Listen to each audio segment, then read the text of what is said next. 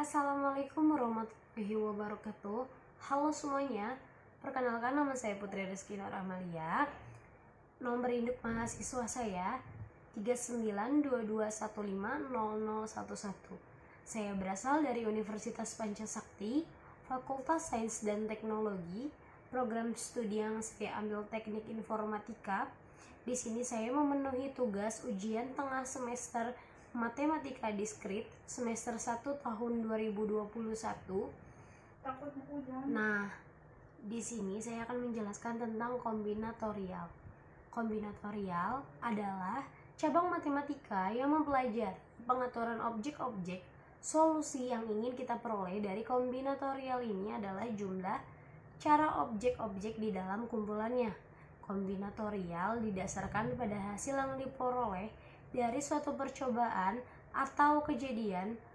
Percobaan adalah proses fisik yang hasilnya dapat diamati. Contohnya, yang pertama melempar dadu, yang kedua melempar koin uang logam, yang ketiga memilih 5 orang wakil dari 10 orang.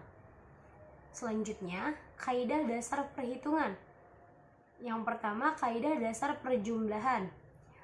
Andaikan terdapat n himpunan AI 1 sama dengan 1, 2, 3, dan seterusnya n.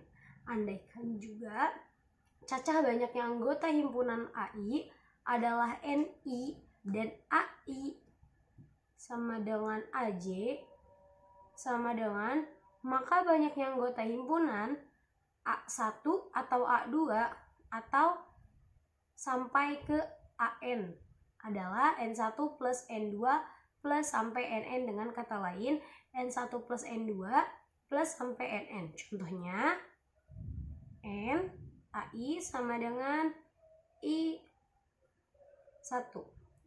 Dalam perpustakaan terdapat 10 buku matematika, 25 buku statistik, dan 5 buku sosial. Berapa cara yang dapat dilakukan untuk mengambil satu buku? Jawabannya, banyaknya cara mengambil satu buku matematika adalah 10 cara. Banyaknya cara mengambil satu buku statistik adalah 25 cara. Banyaknya cara mengambil satu buku sosial ada 5 cara. Jadinya banyak cara untuk mengambil satu buku dalam kurung sembarang ada 10 tambah 25 tambah 5 sama dengan 40 cara. Yang kedua, kaidah dasar perkalian. Andaikan suatu prosedur dapat diselesaikan dengan tahap 1 dapat diselesaikan dengan N1 cara, tahap 2 dapat diselesaikan dengan N2 cara, tahap K dapat diselesaikan dengan NK cara, maka prosedur tersebut dapat diselesaikan dengan N1, N2, NK cara. Contoh, pada soal nomor 1, berapa banyak cara untuk mengambil 3 buku? Masing-masing 1 buku matematika, 1 buku statistik, dan 1 buku sosial. Jawab, prosedur untuk mengambil 3 buku yang berbeda dapat diselesaikan dengan 3 tahap. Tahap 1 mengambil 1 buku matematika dapat dilakukan dengan 10 cara. Tahap 2 mengambil 1 buku statistik dapat dilakukan dengan 25 cara. Tahap ketiga mengambil 1 buku sosial dapat dilakukan dengan 5 cara dengan satu prinsip ROP.